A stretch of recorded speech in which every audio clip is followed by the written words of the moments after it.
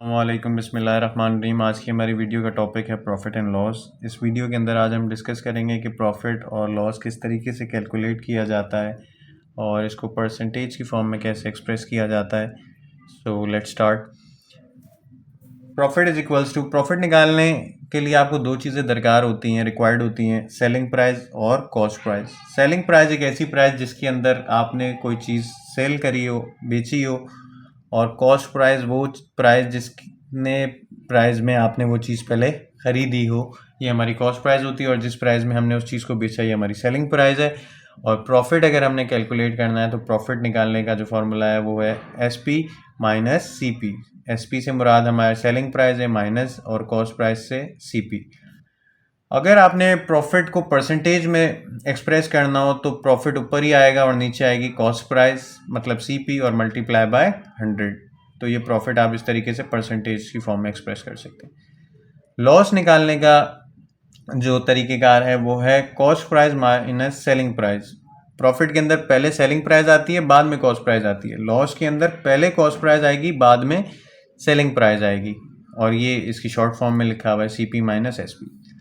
आपने लॉस को percentage form में एक्सप्रेस करना हो तो लॉस न्यूमरेटर में आएगा और नीचे यहाँ पर भी CP कॉस्ट प्राइस ही आएगी। जैसे प्रॉफिट में ऊपर प्रॉफिट आता था, नीचे CP होती थी मल्टीप्लाई बाय 100, यहाँ पर भी वही चीज़ रहेगी, ऊपर बस लॉस आएगा और नीचे CP मल्टीप्लाई बाय 100। उसके बाद यहाँ पे एक नोट लिखा हुआ है, वो नोट ये लिखा हुआ है, प्रॉफिट आप अगर जो है परसेंटेज फॉर्म में एक्सप्रेस करें या लॉस परसेंटेज फॉर्म में एक्सप्रेस करें, is computed only on cost price. ये आपका सिर्फ कॉस्ट प्राइस के ऊपर कंप्यूट होता है। एक एग्जांपल की मदद से इसको समझने की कोशिश करते हैं।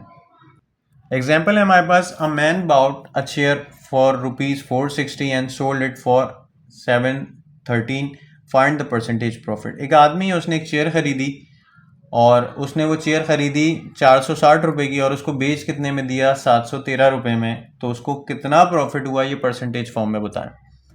तो सबसे पहले हमने प्रॉफिट का फार्मूला लिख लिया है। प्रॉफिट का फार्मूला होता है profit is equals to selling price minus cost price. तो सेलिंग प्राइस यहाँ पे उसकी 713 रुपये थी और उसने ख़रीदी कितने की थी, वो 460 रुपये की ख़रीदी थी, 460 रुपीज़ की ख़रीदी थी। उसके बाद मैंने ये तमाम चीज़ें यहाँ पुट की हैं तो मेरे को प्रॉफिट पता चल गया कि उसको प्रॉफिट कितने का हुआ, 253 रुपीज़ का उसको प्रॉफिट हुआ है। अब प्रॉफिट को हमने परसेंटेज फॉर्म में निकालना है, तो प्रॉफिट जो है परसेंटेज फॉर्म में निकालने का जो तरीका है वो ये है कि percentage profit is equals to profit upon cost price multiply by 100। तो प्रॉफिट हमें कितना हुआ है 253, मैंने ऊपर रखा। कॉस्ट प्राइस कितनी दी 460, वो मैंने यहाँ रखी मल्टीप्लाई बाय 100। जब इस चीज़ को सॉल्व किया तो मेरे पास आंसर आ गया 55%। इट्स मीन कि इस बंदे को 55% जो है प्रॉफिट हुआ है। नेक्स्ट एग्जाम्पल है हमारे पास, student bought a book for ₹200 and sold it for ₹180, find the percentage loss. एक स्टूडेंट ने एक किताब खरीदी थी 200 रुपये की और वो किताब उसने आगे बेच दी 180 रुपये की। उसको कितना लॉस हुआ ये परसेंटेज फॉर्म में आप बताएं। तो सबसे पहले हम इसकी कॉस्ट प्राइस की बात करें तो कॉस्ट प्राइस उसको 200 रुपये थी, 200 रुपये की वो उसने ख़रीदी थी और उसने आगे 180 रुपीज़ की बेच दी। लॉस निकालने का जो तरीक़ेकार है हमारे पास, लॉस इज इक्वल टू जो है हमारे पास cost price minus selling price. Cost price मेरे पास 200 थी, माइनस का साइन बीच में, सेलिंग प्राइस 180 थी। इट्स मीन कि उसको कितने का लॉस हुआ है 20 रुपीज़ का। इसको परसेंटेज फॉर्म में हमने लॉस को एक्सप्रेस करना है, तो loss upon cost price multiply by 100। Loss हमारे पास आया 20, कॉस्ट प्राइस थी इसकी 200 मल्टीप्लाई बाय 100। इसको जब हमने सॉल्व किया है तो हमारे पास इसका लॉस जो आ गया 10%। इट्स मीन कि इस बंदे को 10% लॉस हुआ है। हमारे पास एक नेक्स्ट एग्जांपल है, उसके अंदर लिखा हुआ है, a gold chain is sold for ₹835 at a gain 25%, find the profit. एक गोल्ड की चेन है और वो जो है एक गोल्ड की चेन है और उसको बेचने में जो मुनाफा हुआ है, सही है, 25%।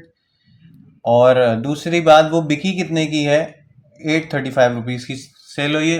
तो वो बोल रहा है कि बताएं प्रॉफिट कितना हुआ है। ये तो परसेंटेज में है ना, प्रॉफिट हुआ कितने का है, बेची कितने की उसने। So let start. Selling price उसकी 835 रुपीज़ थी। कॉस्ट प्राइस खरीदी कितने की थी हमें नहीं पता, हमने इसको एक सपोज कर लिया। गेन 25%, इट्स मीन गेन से मुराद प्रॉफिट की बात हो रही है, ठीक है।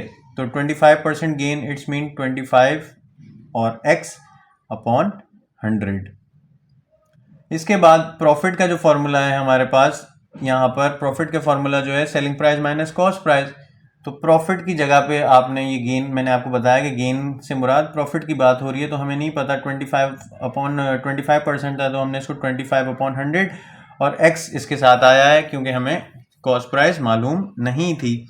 ठीक है, तो ये चीज़ मैंने यहाँ पे पुट कर दी प्रॉफिट की जगह पे। सेलिंग प्राइस के अंदर मैंने यहाँ पे लिखा है 835 और कॉस्ट प्राइस हमें मालूम नहीं थी वो x, और यहाँ से अब x ये माइनस का था, लेफ्ट हैंड साइड पे मूव किया तो उधर जाके x प्लस का हो गया इसके पास आके, और राइट हैंड साइड पे आपके पास सिर्फ 835 रुपीज़ रह गए। सही है। इसके बाद इसको सिंप्लीफाई किया, इट्स मीन कि यहाँ x के नीचे कुछ नहीं है, तो यहाँ पे 1 है, इस जगह पे एलसीएम लिया गया और इस एलसीएम को जब हमने सॉल्व कराया तो हमारे पास लेफ्ट हैंड साइड पे 125x/100 आ गया।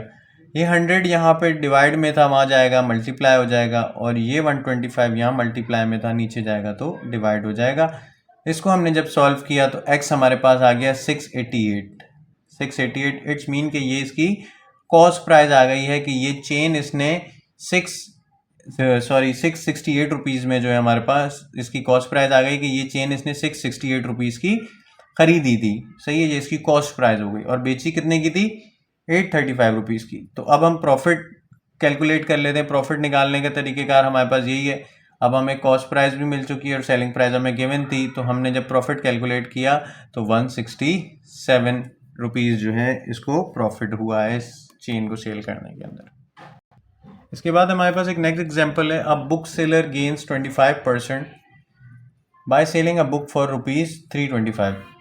एक बुक सेलर है और उसको 25% मतलब प्रॉफिट रहा है, और उसने वो बुक सेल की है 325 में। उसकी कॉस्ट प्राइस बताएं उसने परचेज कितने में की होगी। आगे से हमें नहीं पता, हमने उस चीज़ को कॉस्ट प्राइस को एक्सपोज कर लिया और प्रॉफिट को हमने वापस से ऐसे लिखा जैसे ये गेन था, गेन से मुराद प्रॉफिट है, तो 25% हमने इसको इस तरह से लिख दिया 25x/100। सेलिंग प्राइस इसकी कितने में बेची थी बुक? 325 रुपीज़ में बेची थी। उसके बाद प्रॉफिट का फॉर्मूला हमने लिखा, profit is equals to selling price minus cost price. Profit की जगह पे मैंने ये वैल्यू पुट कर दी है। सेलिंग प्राइस जो थी इसकी 325 रुपीज़ थी, कॉस्ट प्राइस हमें नहीं पता तो उसको एक्स सपोज किया था, एक्स पुट कर दिया।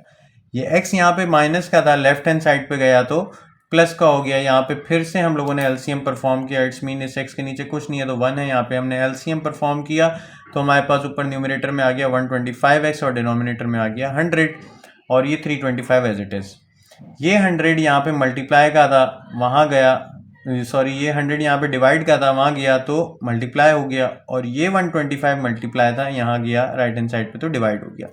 इस चीज़ को जब हमने सॉल्व किया तो यहाँ से हमारे पास जो है कॉस्ट प्राइस की वैल्यू आ गई है 260 रुपीज़।